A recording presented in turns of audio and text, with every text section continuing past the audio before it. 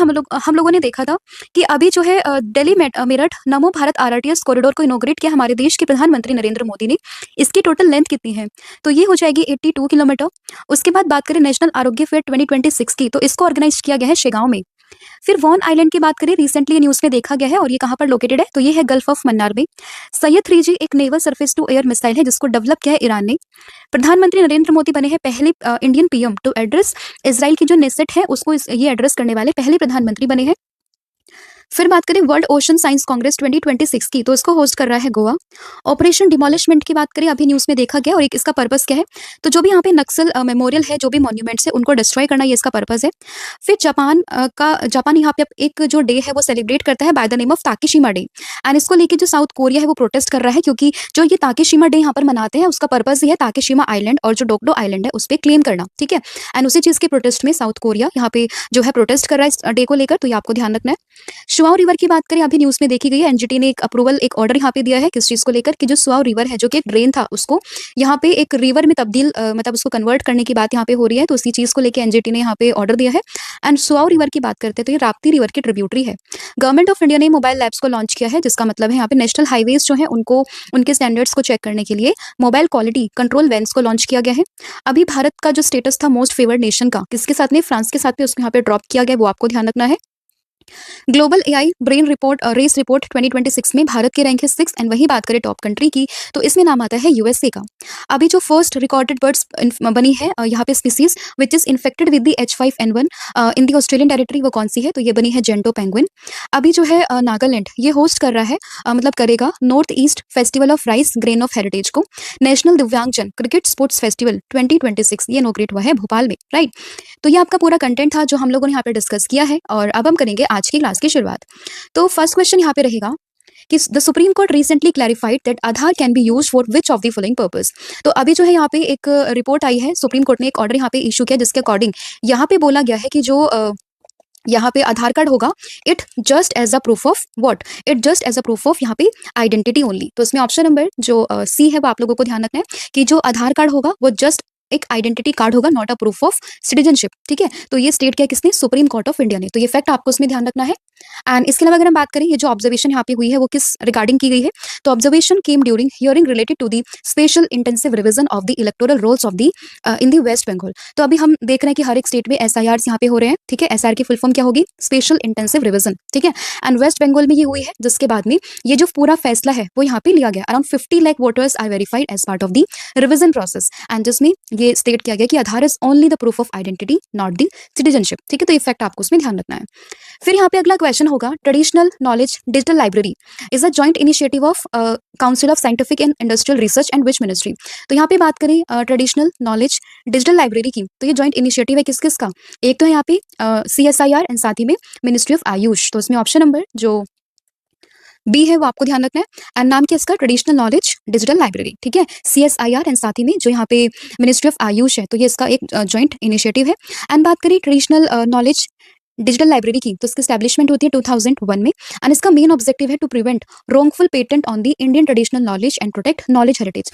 तो यहाँ पे कोई भी गलत तरीके से जो है हमारी इंडियन जो ट्रेडिशनल नॉलेज है उसको यहाँ पे पेटेंट ना करवा सके, ठीक है। और इंडियन जो नॉलेज हेरिटेज है उसको यहाँ पे प्रोटेक्ट कर सके। तो उस चीज को लेके ये जो पूरा लाइब्रेरी एक इनिशिएटिव है वो आपको उसमें ध्यान रखना है। और अभी न्यूज में क्यों है? क्योंकि national institute of industrial property that is INPI and Brazil and council of scientific and industrial research, इन्होंने यहाँ पे साइन किया cooperation arrangement for the access of the TKDL, ठीक है। इसी चीज को लेकर ये पूरी जो है यहाँ पे न्यूज में आ चुकी है। फिर यहाँ पे क्वेश्चन होगा that which state government has launch the Banglar Yuva Sathi scheme 2026 to support the unemployed youth. तो इस स्कीम को हम पहले भी डिस्कस कर चुके हैं, बांग्लार युवा साथी स्कीम की।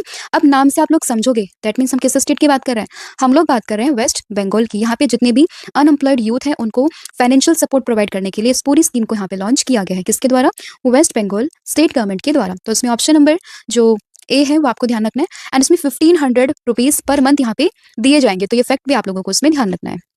तो देखिए, government of West Bengal has launch the Banglar Yuva Sathi scheme 2026 to support unemployed youth in the state. And इस चीज की अनाउंसमेंट करी है वेस्ट बंगाल की जो CM है ममता बनर्जी, उनके द्वारा इस पूरे स्कीम को यहाँ पे शुरू किया गया, इसकी अनाउंसमेंट करी गई है।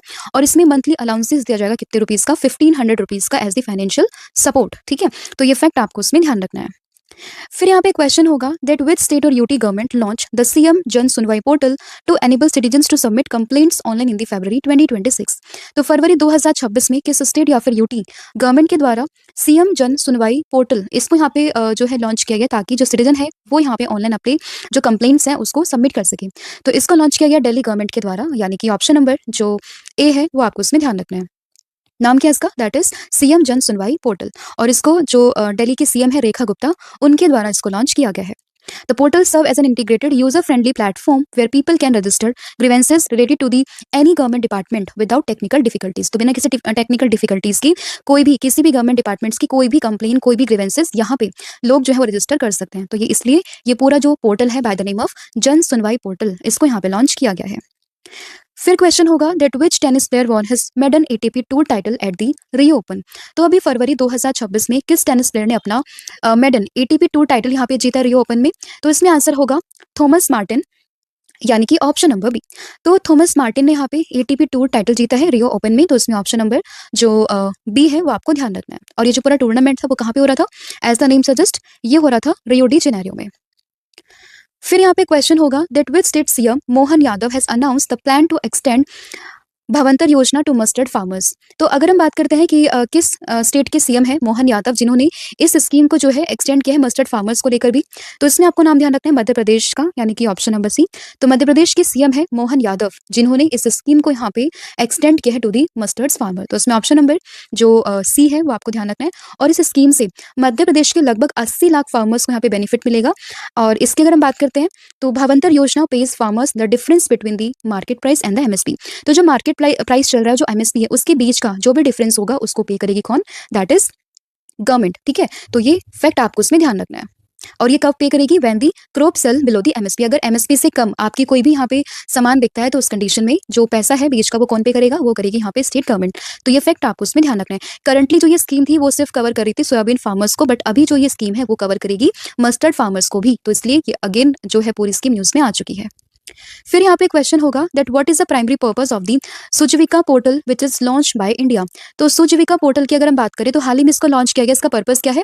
तो इसका पर्पस है to provide biotech import trade data and insight. तो इसी चीज को यहाँ पे प्रोवाइड करने के लिए इस पूरे पोर्टल को लॉन्च किया गया। तो आपको नाम ध्यान रखना है सुजीविका पोर्टल। ठीक है, पर्पस क्या है इसका? To provide biotech import trade data and insights. तो इसमें ऑप्शन नंबर जो बी है वो आपको इसमें ध्यान रखना है। एंड इस पूरे पोर्टल को यहाँ पे लॉन्च किया है जितेंद्र सिंह ने। ठीक है, एंड अभी जो 40th फाउंडेशन डे था डिपार्टमेंट ऑफ बायोटेक्नोलॉजी का, उसी इवेंट पे इस पूरे पोर्टल को यहाँ पे लॉन्च किया गया है। And the portal was developed in collaboration with the association of the biotechnology led enterprises. होगा the 7th all India conference of government railway police chief was organized under the convention of which organisation. तो question है यहाँ पे कि जो 7th edition है all India conference of government railways police का, ये किसके अंडर में यहाँ पे हो रहा है? तो उसमें आपको आंसर ध्यान रखना है रेलवे प्रोटेक्शन फोर्स, यानी कि आरपीएफ के अंडर। तो उसमें ऑप्शन नंबर डी यहाँ पे सही होगा।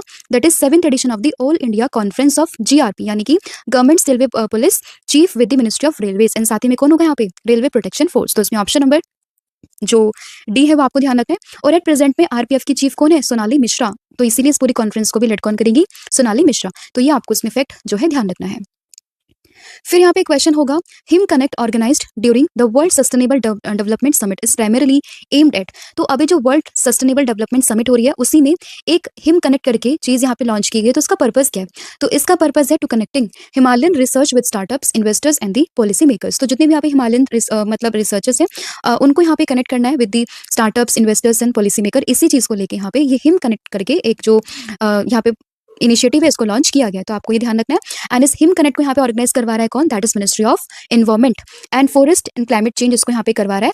एंड ये जो पूरा इवेंट मतलब इसको लॉन्च किया गया during the world sustainable development summit. ठीक है, तो ये फैक्ट आपको इसमें ध्यान रखना है। एंड ये जो पूरा इवेंट है वो न्यू दिल्ली में हुआ है। 25 फरवरी से स्टार्ट हुआ, 27 फरवरी तक ये चल रहा है। तो ये चीज आपको इसमें ध्यान रखनी है। एंड पर्पज यही है कि जो भी हिमालयन रीजन में जो भी रिसर्च होती है, जो भी स्टार्टअप्स है, उनको मेन लैंड जो मतलब जो प्लेन लैंड है उससे कनेक्ट करना। फिर यहाँ पे क्वेश्चन होगा what is Prahar which is announced by the ministry of home affairs in the फरवरी 2026। तो अभी जो है यहाँ पे प्रहार इसको न्यूज में देखा गया है, इसका पर्पस क्या है। तो सबसे पहले आपको ध्यान रखना है कि प्रहार को अनाउंस किया है मिनिस्ट्री ऑफ होम अफेयर्स ने, और इसका पर्पस क्या है यहाँ पे। तो इसका पर्पस है, ये मतलब है क्या प्रहार, तो it is India's first national and anti terrorism policy and strategy. तो भारत की पहली नेशनल एंटी टेररिज्म पॉलिसी है एंड स्ट्रैटेजी है बाय द नेम ऑफ प्रहार, जिसका अनाउंसमेंट यहाँ पे किया गया मिनिस्ट्री ऑफ होम अफेयर्स के द्वारा। इसके हेड कौन है, ये हो जाएंगे यहाँ पे अमित शाह। ठीक है, तो ये आपको नाम ध्यान रखना है, अगर कल को एग्जाम में पूछते हैं what is Prahar which is in news, then you should know कि इंडिया का पहला national anti terrorism policy and strategy है। ठीक है, और इसको 23 फरवरी को यहाँ पे लॉन्च किया गया था by the Ministry of Home Affairs, and the policy is built on the 7 pillars forming a framework for the counter-terrorism, and it emphasizes preventions, rapid responses, coordinations among the agencies and recovery from the terror incidents। तो ये चीज आपको इसमें ध्यान रखनी है, and नाम क्या है इसका, ये हो जाएगा यहाँ पे प्रहार। फिर क्वेश्चन होगा the reserve bank of India newly launched highly secured second data centre is located in which city. तो किस सिटी में रिजर्व बैंक ऑफ इंडिया ने, जो कि हमारे देश का सेंट्रल बैंक है, इसने highly secured second data centre को लॉन्च किया है। तो इसमें आपको जो जगह, जो सिटी यहाँ पे ध्यान रखनी है, उसका नाम क्या होगा, तो ये हो जाएगा भुवनेश्वर, यानी कि ऑप्शन नंबर डी।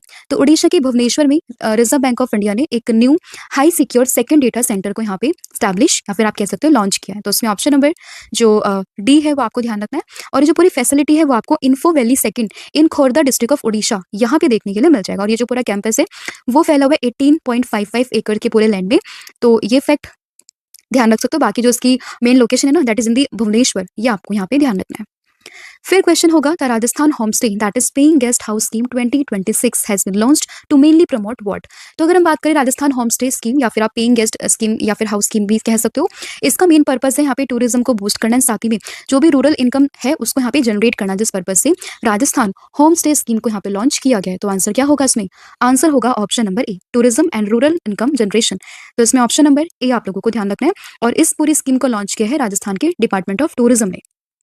पर्पस क्या इसका, टूरिज्म को प्रमोट करना, सेल्फ एम्प्लॉयमेंट करना, साथ ही में रूरल इनकम को बढ़ाना। ठीक है, कहाँ पे, राजस्थान में।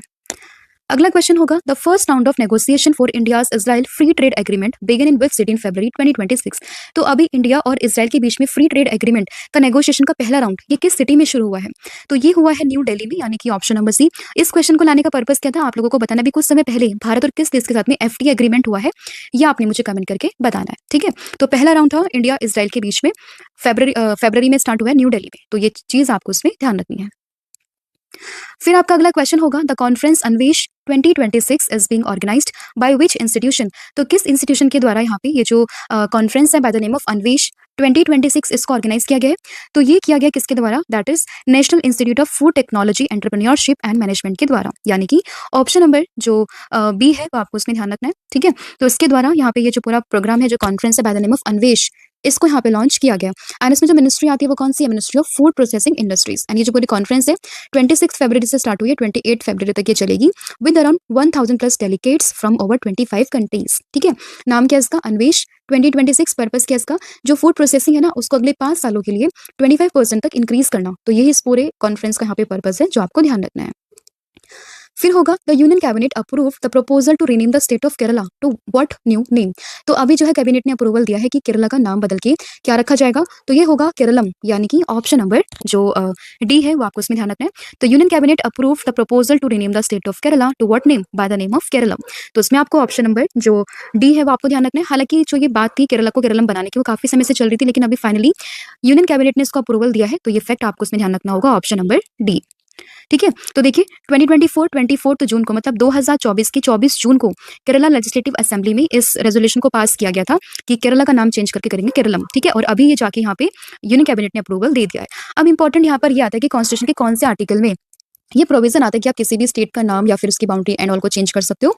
तो इसमें आपका आंसर होगा आर्टिकल नंबर 3, जो कि एम्पावर करता है पार्लियामेंट को to change the name of any state, boundaries और एरिया ऑफ एनी स्टेट्स। ठीक है, तो ये फैक्ट आपको इसमें ध्यान रखना होगा। और यहाँ पे जो नाम है केरला उसको रखा क्या नाम जाएगा, दैट इज केरलम। अब बात करें आर्टिकल नंबर 3 की, तो ये किसको एम्पावर करता है, प्राइम मिनिस्टर को, प्रेसिडेंट को, पार्लियामेंट को, किसको करेगा एम्पावर, तो ये करेगा पार्लियामेंट को। तो पार्लियामेंट के पास वो पावर होती है कि वो अंडर द आर्टिकल नंबर 3 यहाँ पे किसी भी स्टेट की बाउंड्री को, उसके नेम को, उसको ऑल्टर कर सकता है। ठीक है, तो ये फैक्ट आपको उसमें ध्यान रखना होगा। फिर फिर यहाँ पे क्वेश्चन होगा that Salem sago which recently received a GI tag is was exported to Canada belongs to which state of India. तो सलेम सागो की बात करें, अभी हाल ही में इसको जीआई टैग यहाँ पे दिया गया है और जिसको रिसेंटली कनाडा एक्सपोर्ट किया गया था इसको अभी जीआई टैग मिला और ये किस स्टेट से बिलोंग करता है, तो ये यहाँ पे तमिलनाडु, यानी कि ऑप्शन नंबर जो बी है वो आपको उसमें ध्यान रखना है। और ये सालेम सागो ये है क्या, तो एक साबूदाना करके है जो आपको उसमें ध्यान रखना है, एंड इसको इंग्लिश में यहाँ पे टेपियोका सागो के नाम से भी जाना जाता है। और तमिलनाडु की बात करें, इसका लार्जेस्ट प्रोड्यूसर है, तो ये फैक्ट भी आप इसमें ध्यान रख सकते हो। फिर यहाँ पे क्वेश्चन होगा that India's first comprehensive carbon trading programme is being implemented under which organisation.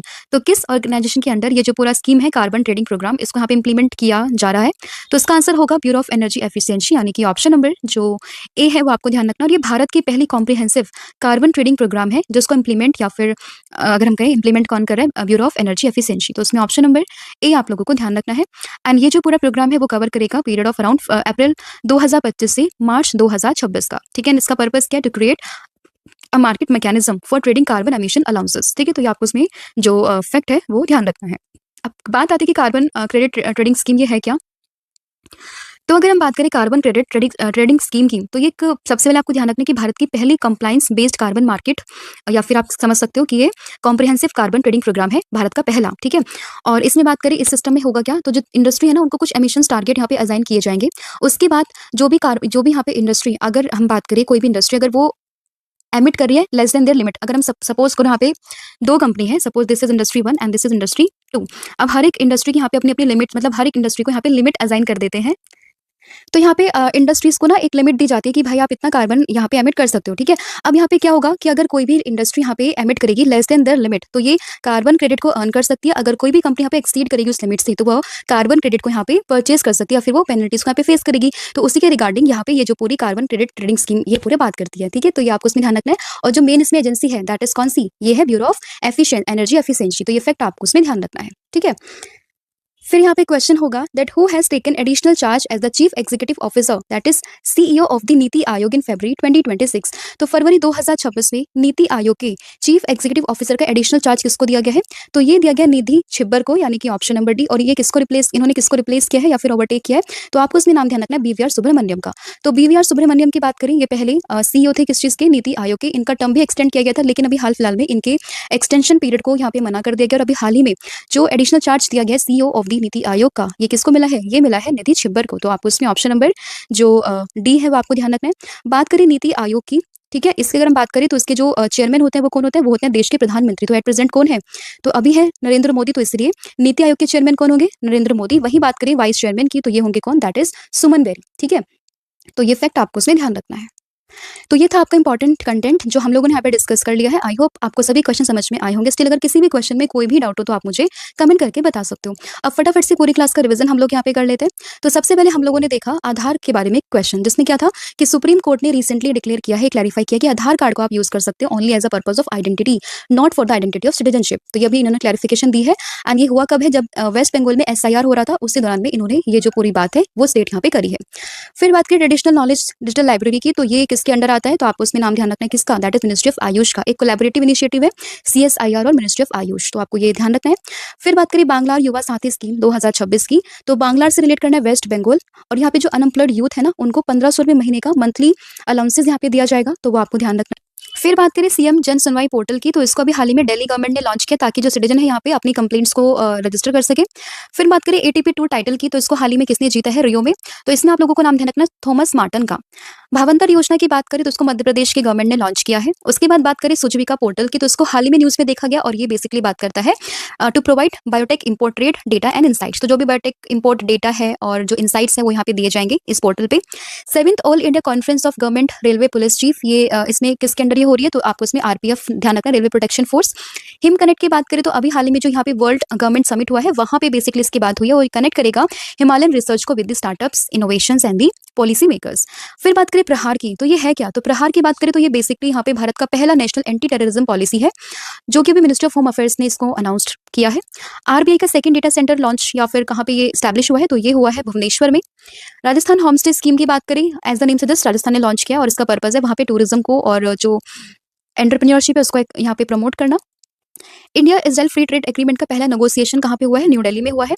Anvesh 2026 की अगर हम बात करते हैं तो ये है क्या जो न्यूज़ में देखा गया अन्वेष, तो आपको ध्यान रखना है।